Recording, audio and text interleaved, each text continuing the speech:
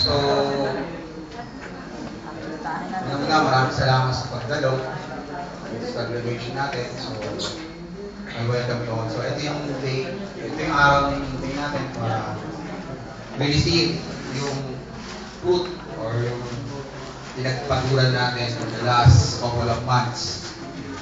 So, may announce lang ako before we start with the intermission number and later on, we will start the commencement exercise.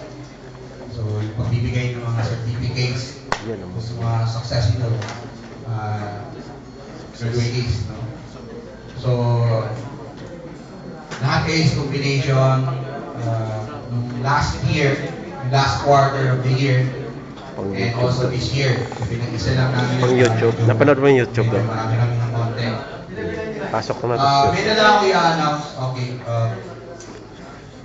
So, first and foremost, on behalf of Philtech staff, pangunguna ni Mert, and of course, sa amin, ako, si Jude, si Romy, and the staff.